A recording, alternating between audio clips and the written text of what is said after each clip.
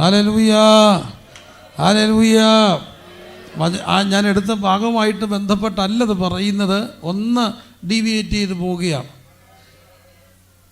അങ്ങനെ ചെയ്യാനായിട്ട് പാടില്ലെന്ന് എനിക്കറിയാം. എങ്കിൽ പോലും കർത്താവ് എന്നെ പെട്ടെന്ന് ഓർമ്മിപ്പിച്ച ഒരു വാക്കുണ്ട്, ഒരു വചനമുണ്ട്. അത് യോഹന്നാൻ്റെ സുവിശേഷത്തിലൊരു വാക്കാണ്. യേശുവിൻ്റെ അടുക്കൽ ഇങ്ങനെ ഒത്തിരി പേര് വന്നപ്പോൾ ആ സംഭവം എല്ലാവർക്കും അറിയാം. യേശുവിൻ്റെ അടുക്കൽ ഒത്തിരി പേര് വന്നപ്പോൾ അവർക്ക് ഭക്ഷിക്കാൻ കൊടുക്കണമെന്ന് കർത്താവ് പറഞ്ഞു. അപ്പോൾ ഒരാൾ ശിഷ്യൻ വന്ന് പറഞ്ഞു, ഇത്രയും പേർക്ക് ഭക്ഷിക്കാൻ കൊടുക്കണമെങ്കിൽ ഇത്ര പണം വേണം, 200 അല്ലേ പണം വേണം. അപ്പോൾ ഒരാൾ വന്ന് പറയുന്നുണ്ട്, ഇവിടെ ഒരു കുഞ്ഞുണ്ട്, ആ കുഞ്ഞിൻ്റെ കയ്യിൽ എന്തുണ്ട്? 5 അപ്പവും 2 മീനും ഉണ്ടെന്ന് പറഞ്ഞു. 5 അപ്പവും 2 മീനും. കർത്താവ് അതെടുത്ത് വാഴ്ത്തി നുറുക്കി കൊടുക്കുകയാണ്. അത് 5000 പേർക്ക് അപ്പമായിട്ട് മാറി. 5000 പുരുഷന്മാർ ഭക്ഷിച്ചു. പക്ഷേ എനിക്ക് അവിടെ ദൈവം എന്നോട് ഇടപെട്ട ഒരു ഭാഗമുണ്ട്. ഈ കുഞ്ഞിനെ അവിടേക്ക് വിടുകയാണ് ഒരമ്മ, 5 അപ്പവും 2 മീനുമായിട്ട്. 100% ഉറപ്പാണ് അതൊരു എൻ്റെ ഇന്നത്തെ ഭാഷയിൽ അത് മിക്കവാറും അവധി ദിവസമായിരിക്കും.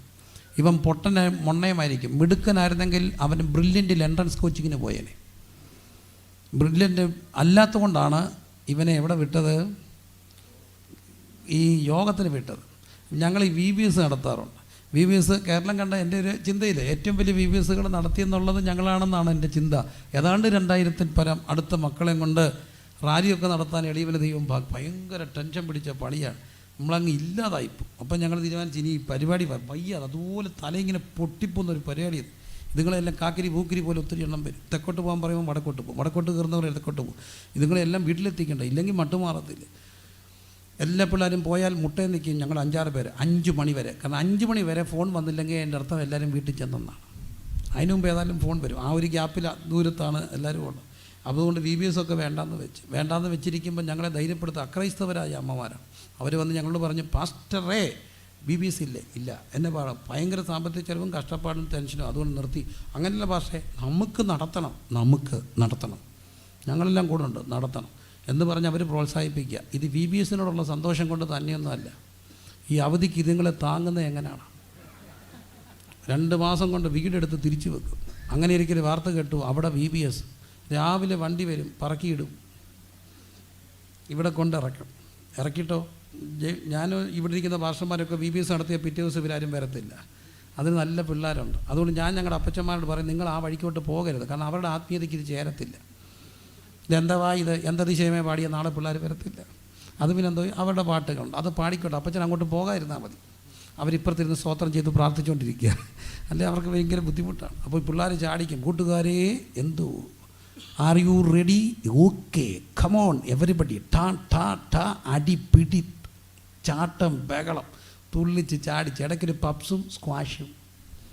ഇതെല്ലാം കഴിഞ്ഞ് 3 മണിയാകുമ്പോൾ വീട്ടിൽ ചെന്നാൽ ഒറ്റ ഉറക്കം, പിറ്റേ ദിവസം എഴുന്നേക്കത്തുള്ളൂ. ഒറ്റ ആഴ്ച പോയി കിട്ടും. അതുകൊണ്ടാണ് ഇതുങ്ങളെയൊക്കെ പുറക്കി ഇവിടെ വിടുന്നത്, VBS വിടുന്നത്. പക്ഷേ ഒരു കാര്യമാണ്, ഇങ്ങനെ വിട്ട ഒരുവനെ കർത്താവ് കണ്ടിട്ട് അവനെ എടുത്തങ്ങ് പൊലിപ്പിച്ചു. അവനെന്തായി? എൻ്റെ ഭാഷയിൽ ഒരു 5000 പേരുള്ള സഭയുടെ പാസ്റ്ററായി.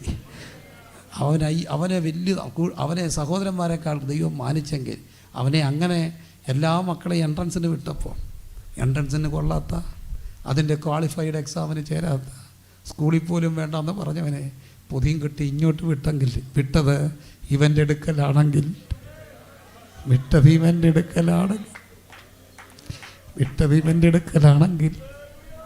അവനതിനെ കണ്ടെത്തിയിരിക്കും, അവനതിനെ എടുത്ത് വർദ്ധിപ്പിക്കും. ദൈവം ഇന്ന് രാത്രി കർത്താവെ എൻട്രൻസിന് വിടാൻ അത്ര മിടുക്കല്ല.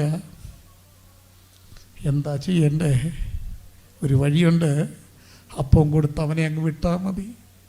ആരും കണ്ടില്ലെങ്കിലും അവനൊരു മൂലയ്ക്കുണ്ടെങ്കിൽ ആ കണ്ണവനെ കാണും. ഇന്ന് രാത്രി കർത്താവെ വേറെ ഒരു വഴിയില്ല, നീ മാത്രം അവസാനത്തെ അധ്യായം, അവസാനത്തെ സാധ്യത. അങ്ങനെ എന്നെ നിനക്ക് ഇടക്കിലേക്ക് വിടുകയാണ്. അങ്ങനെ ഇന്ന് രാത്രി വിടാനായിട്ട് ഹൃദയം തകർച്ചയോടെ ഇരിക്കുന്നവരുണ്ടെങ്കിൽ അവരെ ഇന്ന് രാത്രി കർത്താവ് എടുത്തിട്ട് കൂട്ടുകാരി പരമായി ആനന്ദ തൈലം കൂടെ നിറച്ച് എബ്ബേസിനെ പോലെ സഹോദരന്മാരെക്കാൾ മാന്യനാക്കുന്ന ഒരു ദൈവകൃപ വ്യാപരി. അങ്ങനെ ഞാൻ ഈ മിടുക്കരുടെ കാര്യമല്ല ഈ പറയുന്നത്. പക്ഷേ കർത്താവിനോട് ഇന്ന് രാത്രി പറയുന്നു, നാളെ അവൻ എന്തായി തീരുമെന്ന് ആഗ്രഹിക്കുന്ന ഭാരപ്പെടുന്ന ചിലരോട് ദൈവം പറയുന്നു, ആ അമ്മ ഇങ്ങനെ പൊതിയും കൊടുത്ത് കർത്താവിൻ്റെ അടുക്ക് വിട്ടതുപോലെ ഈ രാത്രി നമ്മുടെ രാത്രിയാണ്. അങ്ങനെ എല്ലാ കണ്ണുകളും ഒന്ന് അടച്ചിട്ട് ഇങ്ങനെ ഒരു വിഷയത്തിലാണ് ഞാൻ ഇന്ന് രാത്രി ഇവിടെ ഇരിക്കുന്നത്. അത് മക്കളാകട്ടെ, കൊച്ചുമക്കളാകട്ടെ, എനിക്കിങ്ങനെ വിടാൻ കർത്താവേ വേറെ വഴിയൊന്നുമില്ല. നീ മാത്രം എൻ്റെ ഏറ്റവും അടുത്ത സാധ്യത. അതുകൊണ്ട് ആശയറ്റവർക്ക് ആശ വിടുന്ന ആ കർത്താവിൻ്റെ അടുക്കലേക്ക് ഇന്ന് രാത്രി വിടുക എന്നുള്ളത് മാത്രമാണ് എൻ്റെ ഓപ്ഷൻ. അല്ലെങ്കിൽ അവൾ മുമ്പോട്ട് പോകാൻ പാടാ. അത് തരികയാണെന്നുള്ളവർ കരമുയർത്തി ഒന്ന് പ്രാർത്ഥിച്ചേ. അങ്ങനെ കൊടുക്കണമെന്നുള്ളവരൊന്ന് പ്രാർത്ഥിച്ച്. ആരും അഭിമാനമൊന്നും നോക്കരുത്. ഈ കർത്താവിൻ്റെ അടുക്കൽ എനിക്കൊരു ദുരഭിമാനവുമില്ല യേശുവിൻ്റെ അടുക്ക ഇങ്ങനെയൊക്കെ പറയാം. അങ്ങനെ ഇപ്പോൾ കൊടുക്കണമെന്നുള്ളവർ കണ്ണീരോടെ കരം ഉയർത്തി കർത്താവിൻ്റെ അടുക്കൽ കൊടുത്തിട്ട് നിങ്ങളാരും ആരെയും ശ്രദ്ധിക്കരുത്. നിങ്ങൾ എന്നിട്ട് കർത്താവിനോട് ഹൃദയം നിറഞ്ഞ ആ പേരൊന്ന് പറഞ്ഞേ. ആ പേര് പറഞ്ഞേ. നിങ്ങളങ്ങ് പറഞ്ഞോ, നമ്മുടെ സമയമായത്.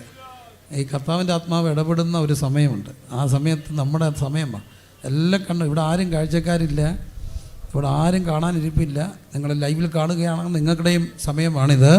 നിങ്ങൾക്ക് ഈ സമയത്ത് പ്രാർത്ഥിക്കാം. അങ്ങനെ കർത്താവേ, മറ്റൊരു ഓപ്ഷൻ ഞാൻ ഇന്ന് രാത്രി കാണുന്നില്ല. And this is the last chance for me. ഇന്ന് രാത്രി ദൈവത്തിൻ്റെ ഇടപെടലാണ്. കരമുയർത്തി പ്രാർത്ഥിച്ച് അങ്ങനെയുള്ളവർ മാത്രം കൊടുക്കാനുള്ള. വിഷമിക്കുന്നവർ, ഭാരപ്പെടുന്നവർ കരമുയർത്തിയിട്ട് ആ പേര് പറഞ്ഞ് പ്രാർത്ഥിച്ച്. നിങ്ങൾ അന്യഭാഷയല്ല, പേര് പറ കർത്താവിനോട്. കർത്താവ് ചിലപ്പോൾ ചോദിക്കുന്നില്ലേ വ്യക്തമായിട്ട്, ഞാൻ നിനക്ക് എന്താ ചെയ്യേണ്ടത്? കർത്താവേ ഇന്നതാ ചെയ്യേണ്ടത്. നീ തന്ന കുഞ്ഞാണ്.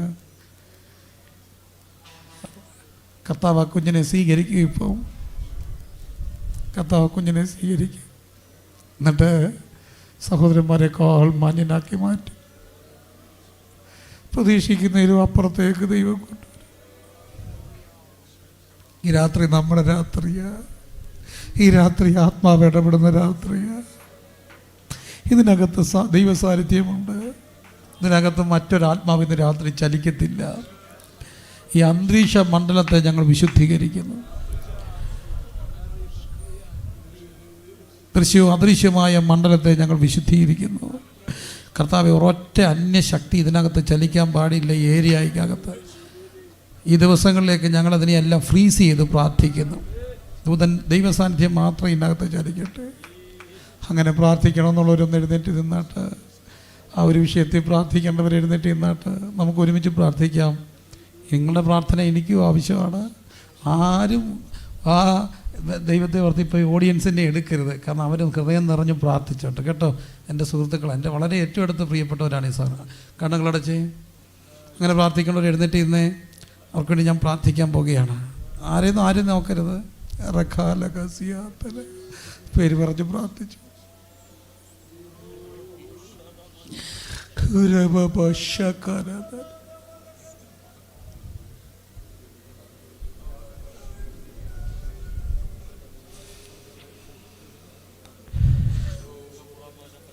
നിങ്ങൾ ഹൃദയം പകരുന്നത് മനുഷ്യൻ്റെ മുമ്പിലല്ല. നിങ്ങൾ എഴുന്നേറ്റ് നിൽക്കുന്നത് മനുഷ്യൻ്റെ മുമ്പിലല്ല.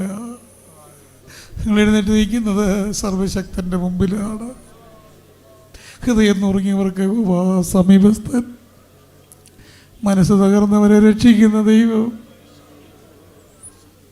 അവൻ്റെ ദിവ്യ സാന്നിധ്യമോ ഇവിടെ എഴുന്നള്ളി വന്നിട്ടുണ്ട്.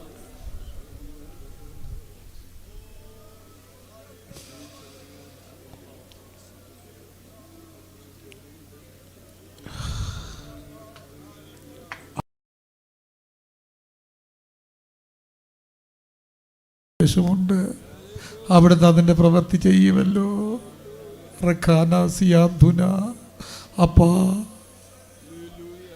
അപ്പാ,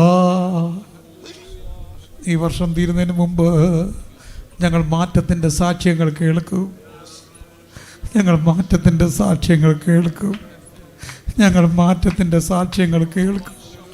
അതവരുടെ സ്കൂളിൽ നിന്ന് കേൾക്കും, അതവരുടെ കോളേജിൽ നിന്ന് കേൾക്കും, അതവരുടെ വീടുകളിൽ നിന്ന് കേൾക്കും, അതവരുടെ അധ്യാപകരിൽ നിന്ന് കേൾക്കും, അതവരുടെ കൂട്ടുകാരിൽ നിന്ന് കേൾക്കും. രാത്രി വിശ്വസിച്ച് പ്രാർത്ഥിക്കുന്ന ദൈവത്തിൻ്റെ സന്നിധിയിൽ കർത്താവെ മടിയില്ലാതെ പ്രാർത്ഥിക്കുന്ന ഈ മക്കൾക്ക് വേണ്ടി, അവിടെ കുടുംബങ്ങൾക്ക് വേണ്ടി, അവിടെ കുഞ്ഞുങ്ങൾക്ക് വേണ്ടി സ്വർഗം ചായ്ച്ചിറങ്ങി വരണേ, സ്വർഗം ചായ്ച്ചിറങ്ങി വരണമേ, സ്വർഗം ചായ്ച്ചിറങ്ങി വരണമേ, സ്വർഗം ചായ്തിറങ്ങി വരണമേ. ആ കുഞ്ഞുങ്ങളുടെ മേൽ സ്വർഗം തുറക്കണമേ. ഞങ്ങളിപ്പോൾ അവർ പ്രാർത്ഥിക്കുന്ന മക്കളെ നോക്കി കൽപ്പിക്കുന്നു,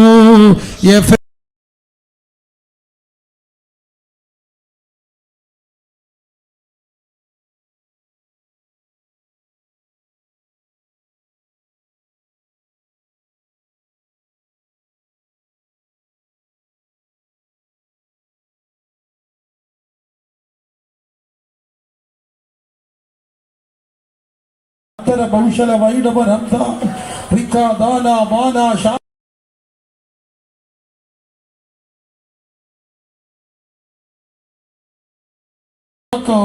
എന്നും താങ്ങി എന്നെ നടത്തോ. ഹല്ലേലൂയ. യേശുവിൻ നാമത്തിൽ സ്വർഗം തുറക്കട്ടെ, സ്വർഗം തുറക്കട്ടെ, സ്വർഗം തുറക്കട്ടെ, ഭാവി തുറക്കട്ടെ, അടഞ്ഞുപോയ വിദ്യാഭ്യാസ മണ്ഡലം തുറക്കട്ടെ, ക്യാരക്ടർ കർത്താവേ, ദുസ്വഭാവങ്ങൾ മാറട്ടെ, വേഷ്യങ്ങൾ മാറട്ടെ, കുരുക്കുകൾ ബന്ധനങ്ങൾ രാത്രി അഴിയട്ടെ. അർക്കം തികനം ദൈവം തന്റെ ജനത്തിന്റെ സ്ഥിതി മാറ്റുമ്പോ യാക്കോബ് സന്തോഷിക്കും, ഇസ്രായേൽ ആനന്ദിക്കും. സ്ഥിതികളെ മാറ്റുന്ന, വിധികളെ മാറ്റുന്ന, അവസ്ഥകളെ മാറ്റുന്ന ദൈവപ്രവൃത്തി ഈ കുടുംബങ്ങളിൽ കുഞ്ഞുങ്ങൾ തലമുറകളുമേ വെളിപ്പെടട്ടെ. അതങ്ങനെ അപ്പച്ചൻ ചെയ്തനായി സ്തോത്രം. യേശുവിൻ നാമത്തിൽ ഞങ്ങളത് വിശ്വസിച്ച് ഞങ്ങൾ ഒരുമിച്ച് കർത്താവേ, നിന്റെ മക്കൾ വീരന്റെ കയ്യിലെ അസ്ത്രം പോലെ മേശയ്ക്ക് ചുറ്റും ഒലിവ് തൈ പോലെ അവിടെ സമാധാനം വരുന്നത്, അവരെ ഹോവിയാൽ ഉപദേശിക്കപ്പെട്ടത് ഇത് രാത്രി ആ വചനങ്ങളെ പറഞ്ഞ് ഞങ്ങൾ ഇപ്പോൾ കണ്ണീരോടെ നിന്റെ മുമ്പിൽ എഴുന്നേറ്റ് നിൽക്കുന്നു. അവരിന്ന് രാത്രി ആരൊക്കെയാ പ്രതിദാനം ചെയ്യുന്നത്? ആ പ്രതിദാനം ചെയ്തവരെ ഞങ്ങൾ ദൈവകരങ്ങളിലേക്ക് ഒരുമിച്ച് ഉയർത്തി പ്രാർത്ഥിക്കുമ്പോ സ്വർഗം അവരെ ചാഞ്ഞിറങ്ങി വന്ന് സ്വീകരിച്ചിരിക്കുക. സ്തോത്രം. ആ കരങ്ങൾ അവർ സുരക്ഷിതരാകും, ആ കരങ്ങൾ അവരുടെ ഭാവി സുരക്ഷിതമാകും. കാരണം ഞങ്ങൾ സമർപ്പിക്കുന്നത് മനുഷ്യന്റെ മുമ്പിലല്ല, ഞങ്ങൾ എഴുന്നേറ്റത് മനുഷ്യന്റെ മുമ്പിലല്ല. ആകാശം ഭൂമി ഉണ്ടാക്കിയ ജീവന്റെ ദാതാവായ അവിടുത്തെ സന്നിധിയിലായിരിക്കുക, അങ്ങനെ ഏറ്റിരിക്കുക. ഞങ്ങൾ നന്ദി പറയുന്നു. യേശുവിൻ നാമത്തിൽ തന്നെ കരങ്ങളെ ചേർത്തടിച്ച് എല്ലാവരും ദൈവത്തെ ഒന്ന് സ്തുതിച്ചാട്ട്. അർക്കന മൗഷ രകന ഹതന ഹത്തന റിഗന രഗലേ ഹംതനേ.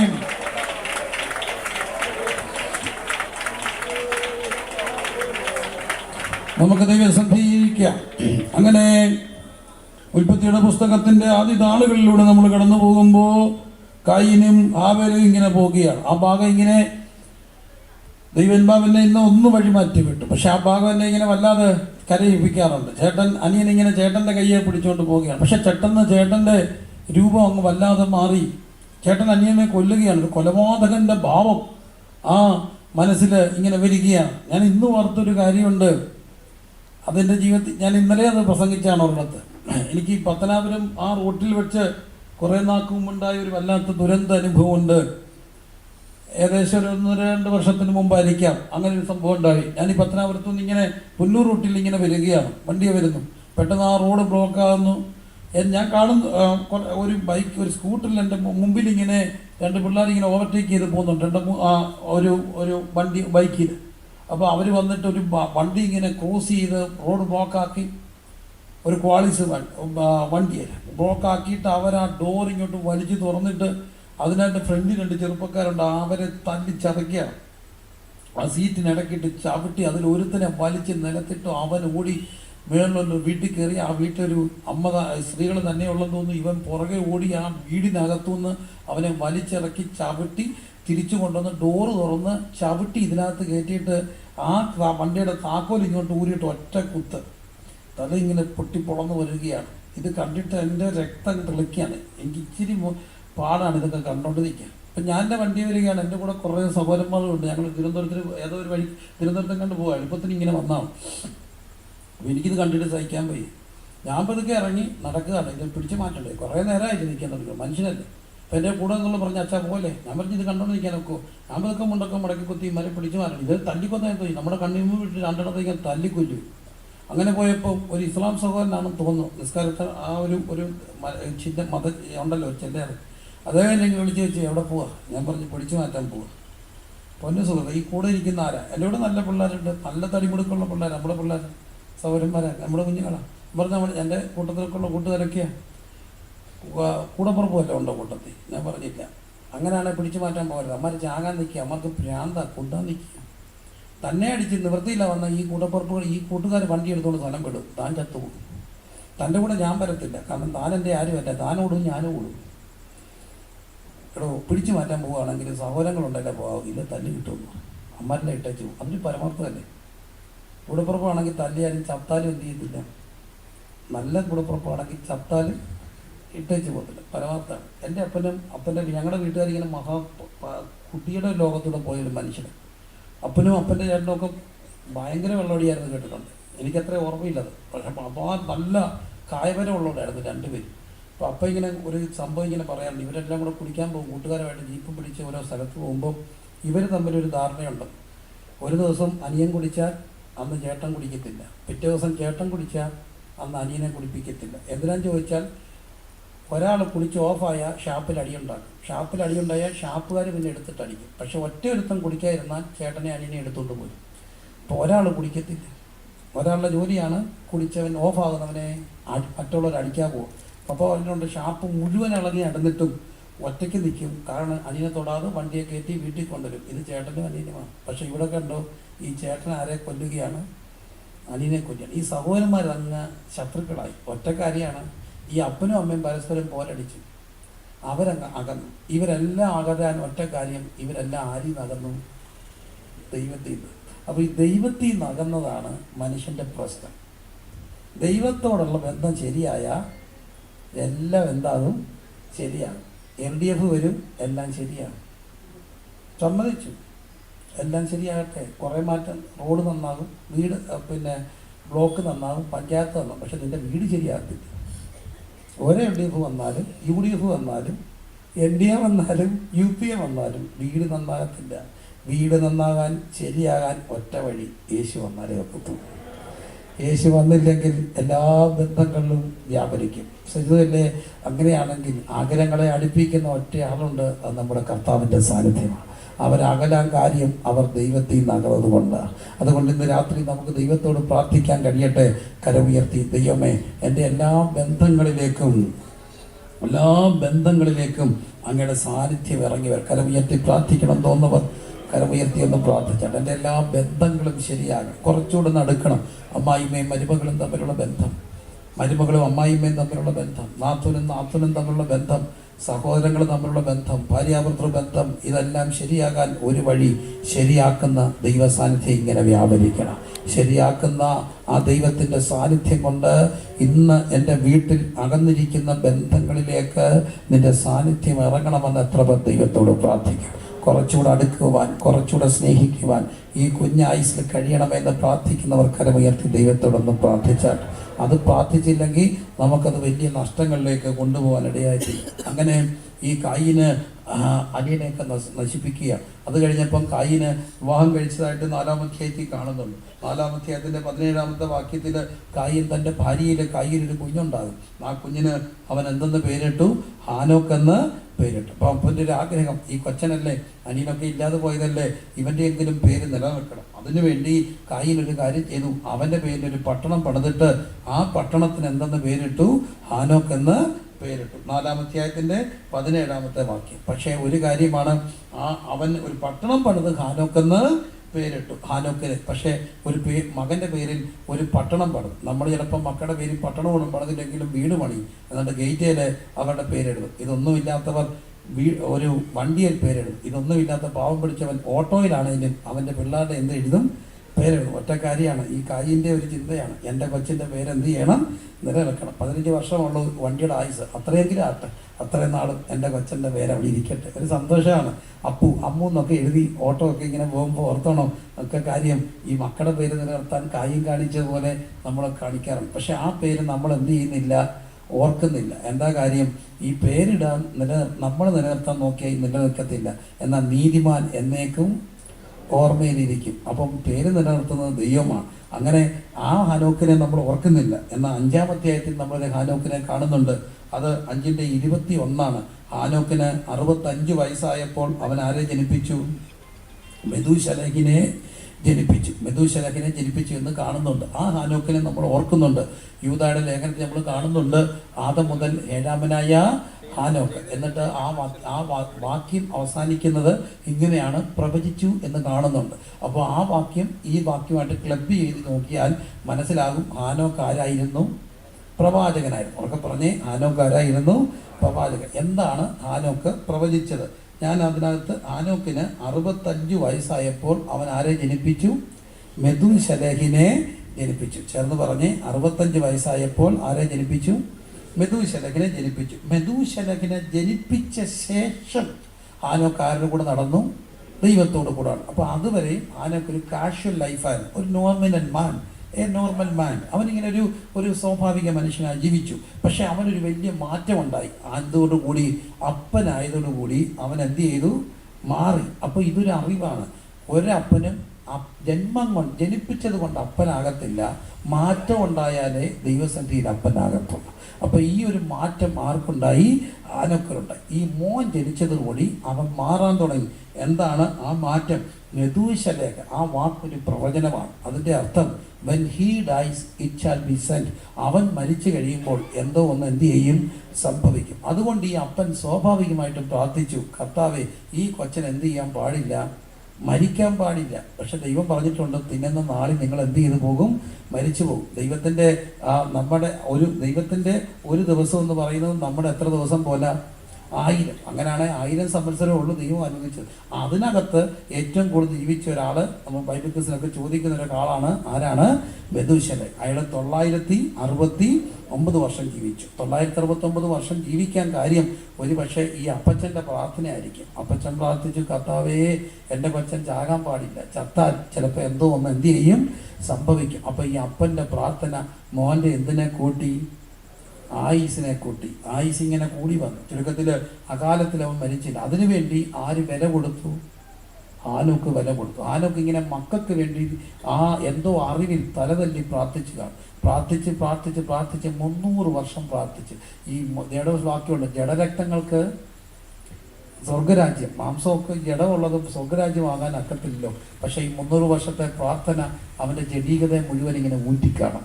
അതിങ്ങനെ മാറിയിപ്പം കർത്താവ് പറഞ്ഞു, ഇനി നീ ഇവിടെ ഇരിക്കാനുള്ളവനല്ല, എൻ്റെ അടുക്ക പോരാനുള്ളവനാ, നീ ഇനി പോരാൻ പറഞ്ഞു കാണും. അപ്പോൾ ഒരു കാര്യമാണ്, ചില മുറിവുകളൊക്കെ നമുക്ക് നല്ലതാണ്. ഈ തലതല്ലി കരയുമ്പോൾ വിഷയങ്ങൾക്ക് മാത്രമല്ല വിടുതലുണ്ടാകുന്നത്, നമ്മളെ സ്വർഗത്തിൽ കൊണ്ടുപോകാനുള്ള, പോകാൻ തടസ്സമായിട്ടുള്ള സകല ജഡീകതകളെയും ഇങ്ങനെ അതുകൊണ്ടാണ് പ്രസന്നമേനെ പാടുന്നൊരു പാട്ടുണ്ട്, എന്നെ നിത്യതയോട് അടുപ്പിക്കുന്ന എല്ലാ അനുഭവങ്ങൾക്കായും നാഥ നിനക്ക് നന്ദി.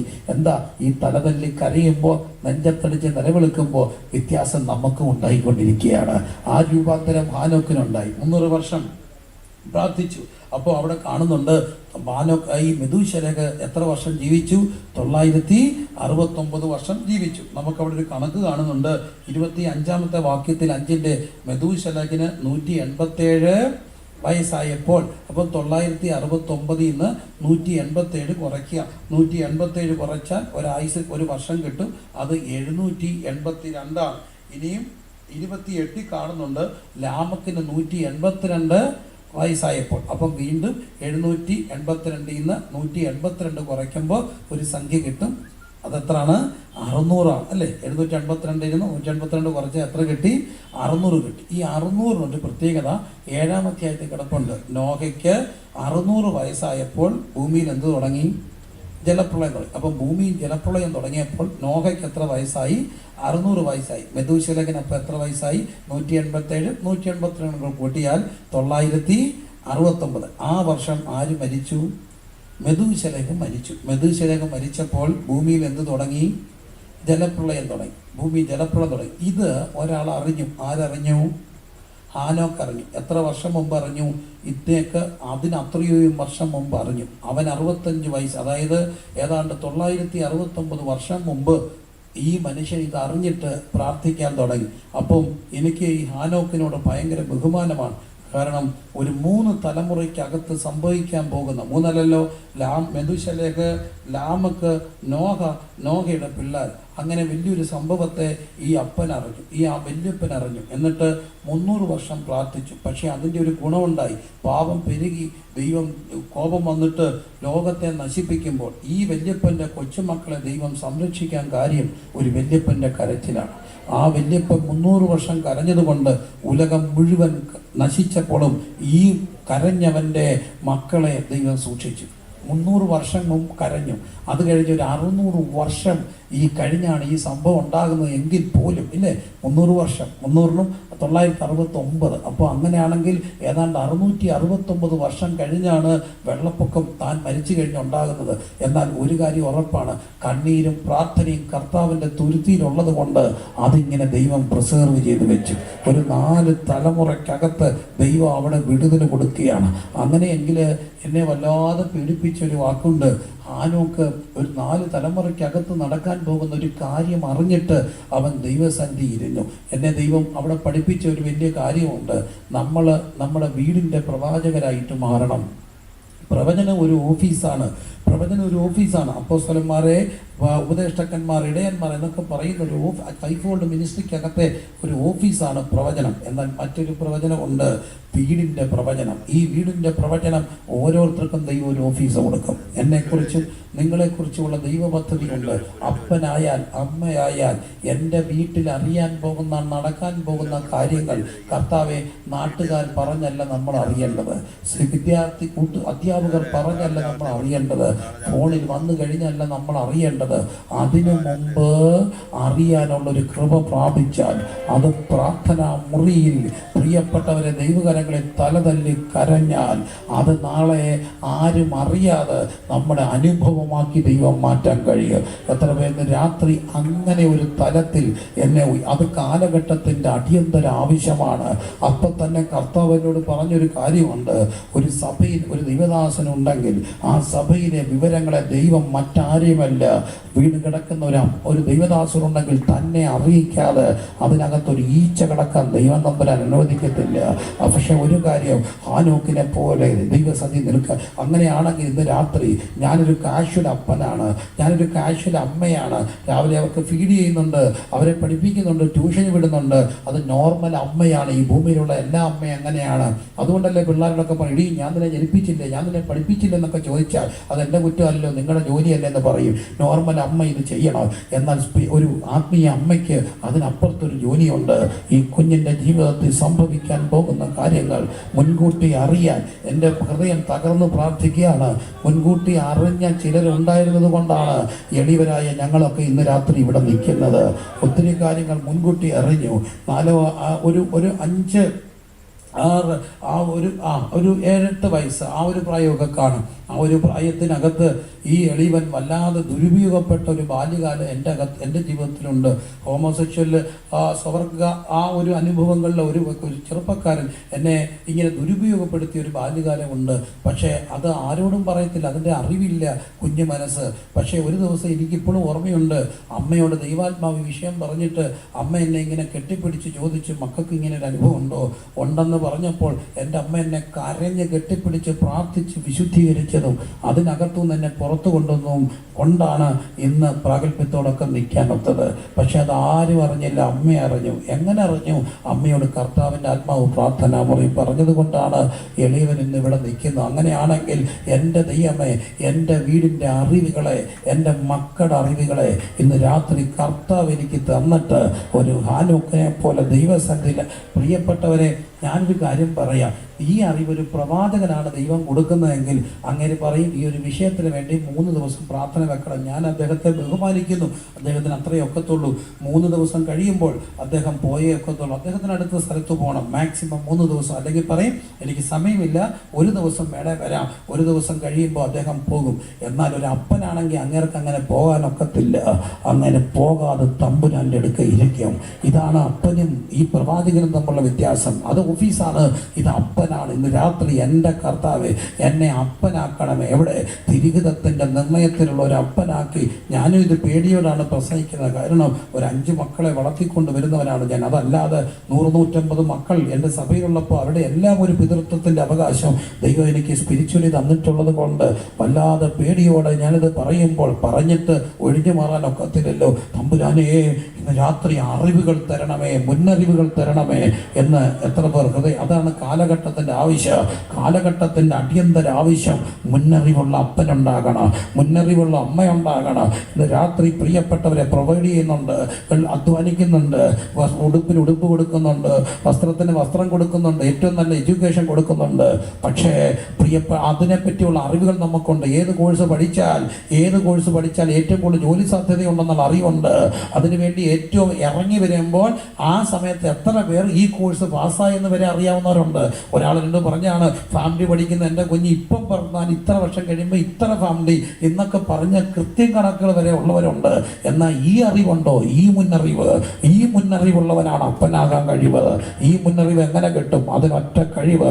ആ മുന്നറിവ് കിട്ടിയവൻ നാളെ കാശിലായിട്ട് നടക്കത്തില്ല. അവൻ 11:30 സഭായോഗത്തിന് വന്നിട്ട് 12 മണിക്ക് എഴുന്നേറ്റ് പോകത്തില്ല. അവൻ ദൈവസന്ധി ഇങ്ങനെ ഇരിക്കുക. എന്താ കാര്യ? അവൻ അപ്പനാണ്, അമ്മയാണ്, മുന്നറിവുള്ളവ. ഈ രാത്രി ആ മുന്നറിവ് എത്ര പേർ പ്രാർത്ഥിക്കുക? ആ മുന്നറിവുള്ള അനുകുമാറായി മാറുമ്പോൾ ഒരു മുന്നറിവ് ദൈവം തരാൻ പോകുകയാണ്. ആ മുന്നറിവ് പ്രാപിക്കാൻ വേണ്ടി ദൈവസഭയ്ക്ക് വേണ്ടി ദൈവദാസന്മാരെന്ന നിലയിൽ എൻ്റെ സഭയുടെ മുന്നറിവുകളെ എനിക്ക് തരണമെന്ന് എത്ര പേർ കർത്താവിനോട് പ്രാർത്ഥിക്കും? ആ മുന്നറിവ് കിട്ടിയവനാണ് ശുശ്രൂഷകൻ. അങ്ങനെ ആഗ്രഹിക്കുന്നവർ ഇന്ന് രാത്രി ദൈവസഭയിൽ പ്രാർത്ഥിച്ചു തുടങ്ങിയാട്ടെ. അങ്ങനെ പ്രാർത്ഥിക്കാൻ ആഗ്രഹിക്കുന്നവർ ഒരു നിമിഷം കൂടെ ദൈവസഭയിൽ ഒന്ന് എഴുന്നേറ്റ് നമുക്ക് ഒരുമിച്ച് പ്രാർത്ഥിക്കാം. ആ സഭകളുടെ അടിയന്തര ആവശ്യം ഇതുപോലുള്ള മുന്നറിവുള്ള പ്രിയപ്പെട്ടവർ, കുടുംബങ്ങളുടെ അടിയന്തര ആവശ്യം ഇങ്ങനെ മുന്നറിവുള്ള അപ്പന്മാർ. അങ്ങനെയാണെങ്കിൽ 100% ഗ്യാരണ്ടി. ആർക്കും വാർത്ത കിട്ടാത്ത വണ്ണ വാർത്തകൾ പുറത്തു വരുന്നതിന് മുമ്പ് പ്രാർത്ഥനാ മുറിയിൽ അതിനെ ചവിട്ടി ഒതുക്കുന്ന അതിനെ ഇല്ലാതാക്കുന്ന അപ്പന്മാരുണ്ടാകുക. ഒറ്റ കാര്യം ഉറപ്പാണ്, ഈ അറിവുണ്ടായ പുറത്ത് വരുന്നതിന് മുമ്പ് ചവിട്ടി താക്കാൻ കഴിയുന്ന ഒരു സ്പിരിച്വൽ അതോറിറ്റി ഉണ്ടാകും. യേശുവിൻ്റെ നാമത്തിൽ ആ കുരുക്കുകൾ നാളറിയുന്നതിന് മുമ്പ് ദൈവം നിന്നെ അറിയിക്കുക. നീ അതറിഞ്ഞാൽ നീ കരഞ്ഞാൽ ആ കണ്ണീര് വീണ പൊട്ടാത്ത ഒരു പ്രേമക്കുരുക്കുമില്ല. ആ കണ്ണീര് വീണ പൊട്ടാത്ത ഒരു ചങ്ങലയില്ല. ആ കണ്ണീര് വീണ പൊട്ടാത്ത ഒരു ലഹരിയുടെ മാസ്മരികതയുമില്ല. ആ കണ്ണീര് വീണ പൊട്ടാത്ത ഒരു സുഹൃത്ത് ബന്ധനവുമില്ല. ആ കണ്ണീര് വീണ പൊട്ടാത്ത ഒരു ആഭിചാര ദോഷവുമില്ല. അങ്ങനെയെങ്കിൽ ഇന്ന് രാത്രി ആ മുന്നറിവ് എനിക്ക് തരണമെന്ന് എത്ര പേർ ദൈവത്തോട് പ്രാർത്ഥിക്കാം. അതിന് താനൊക്കിനെ പോലെ ഇടിവിനിക്കുക ശകന അതന അങ്ങനെ ആഗ്രഹിക്കുന്നവരൊക്കെ വളരെ ഗൗരവപ്പെട്ട ഒരു സന്ദേശം. ഇതൊരു പ്രസംഗത്തിൻ്റെ ഒരു സബ്ജക്റ്റ് അല്ല. എന്നോട് ദൈവം ഇടപെട്ട ഒരു വിഷയം, എന്നെ തകർത്ത ഒരു വിഷയം, എന്നെ പേടിപ്പിച്ച ഒരു വിഷയം. ഇന്ന് രാത്രി എനിക്കങ്ങനെ ഒരു പ്രാർത്ഥിച്ചവർ ഇതിനകത്ത് ഇരിപ്പുണ്ട്. എന്നാൽ ഇന്ന് ഒരു കംഫർട്ട് സോണിനകത്തായിപ്പോയി. ദൈവം എല്ലാ പ്രശ്നങ്ങളെ മാറ്റി. ദൈവം ആവശ്യത്തിന് വീട് തന്നോ, ദൈവം ആവശ്യത്തിന് എല്ലാം തന്നപ്പോ അതെല്ലാം പോയെങ്കിൽ ഇന്ന് രാത്രി ദൈവത്തോട് പറ, എന്നെ തട്ടി ഉണർത്തണമേ, എൻ്റെ പ്രാർത്ഥനാ മുറിയെ അസ്വസ്ഥപ്പെടുത്തണമേ. എൻ്റെ സ്പിരിറ്റിനകത്ത് ഒരു കംഫർട്ട് സോണിനകത്ത് എനിക്ക് കരയാൻ കഴിയുന്നില്ല. ഇന്ന് രാത്രി എത്ര പേർ പ്രാർത്ഥിക്കും? ആ കംഫർട്ട് സോൺ മാറിയിട്ട് ഒരു ആത്മഭാരത്തോടെ കരയുവാൻ എളിയവൻ ആഗ്രഹമുണ്ട്. കർത്താവേ, ജനത്തിൻ പുത്രിയുടെ നികുതന്മാർ നിമിത്തം രാവും പകലും കരയേണ്ടതിന് നീ എൻ്റെ തലയെ വെള്ളമോ എൻ്റെ കണ്ണിനെ കണ്ണീരവും ആക്കിയിരുന്നെങ്കിൽ ഇതാ വീതിയുടെ തലക്കൽ കുഞ്ഞുങ്ങൾ നിലവിളിക്കുന്നു. കർത്താവേ, ആ കരച്ചിൽ എനിക്ക് മടക്കി തരണമേ. ആ കരച്ചിൽ ദൈവദാസൻ ആ ഉദ്ഘാടന പ്രസംഗത്തിൽ പറഞ്ഞു, 2020 പ്രാർത്ഥിക്കാനുള്ള ഒരു സമയമാണ്, ദൈവസന്ധി നിൽക്കാനുള്ള ഒരു സമയമാണ്. എന്നാൽ അത് വെറുതെ ഒരാൾക്ക് നിൽക്കാൻ ഒക്കത്തില്ല. ഈ അറിവുള്ളവൻ നിൽക്കോ. ഈ അറിവുള്ളവനോട് ദൈവം പറയോ. അപ്പൊ തന്നെ വീണ്ടും എന്നോട് ദൈവാത്മാവ് ഇടപെടുന്നു. ചങ്ങല പോലെ കുരുങ്ങിക്കിടക്കുന്ന, ആരോടും പറയാൻ കഴിയാത്ത ചില വിഷയങ്ങളെ ഇന്ന് രാത്രി നിന്റെ കണ്ണീര് വീഴുമ്പോൾ ആ ചങ്ങല പൊട്ടും.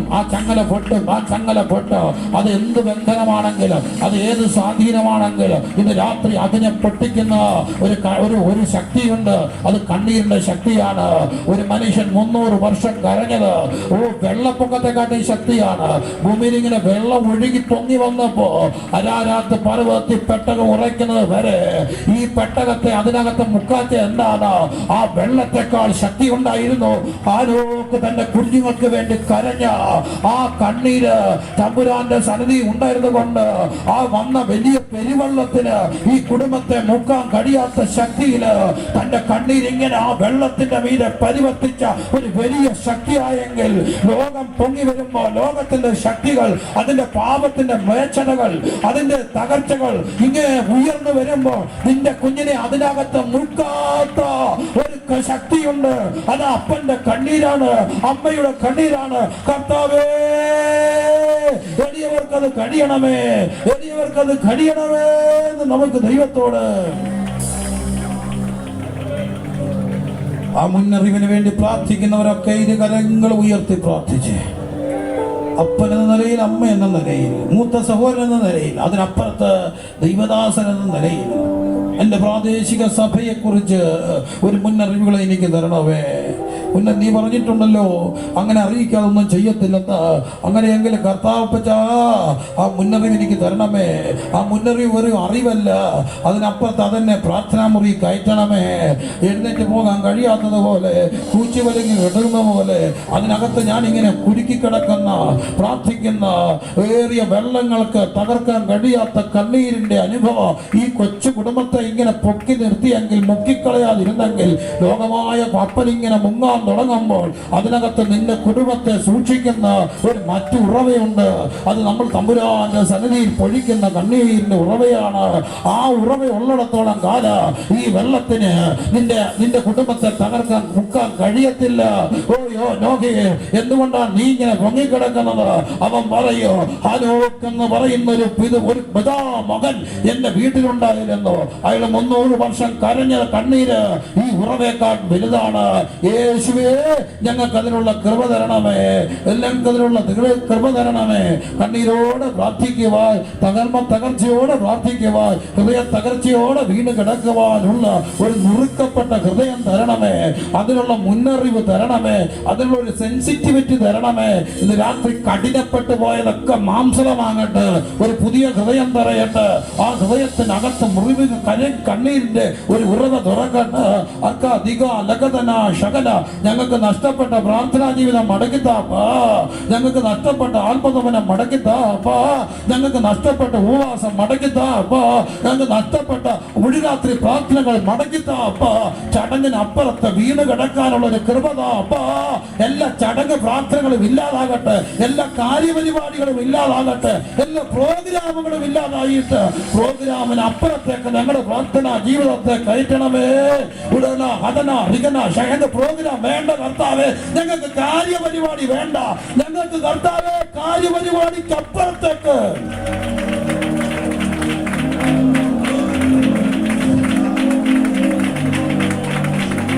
ഉടകം ശകനം ദിഗനകരകലം രഗജകരന്തം ഹത്തുരപക്ഷം വൈഡവരാജം ദിഗനം രഗജം രഗലം രഗനം ദേരം മൗഢം ധാരം ഔഷം രഗജം രിഗനം ശകലകര ഹത്തര ഹത്തര വട്ടരകം. അപ്പോ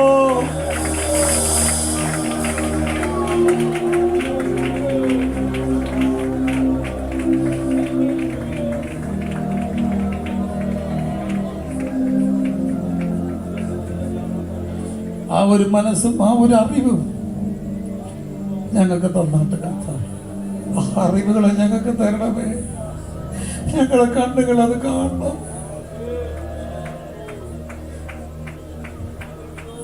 ഞങ്ങളെ അങ്ങനെ ചൂടാക്കണമേ അങ്ങേമായി.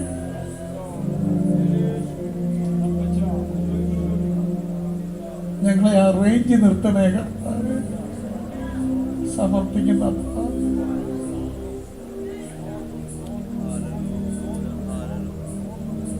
അങ്ങനെ പ്രാർത്ഥിച്ച വലിയൊരു ശുഭദിനം ഞങ്ങൾക്കുണ്ടല്ലോ, ഒരു ശുഭയാത്രയുണ്ടല്ലോ, ഒരു നല്ല ഭാവിയുണ്ടല്ലോ. സഹായിക്കണമേ യേശുവിൻ നാമത്തിൽ തന്നെ.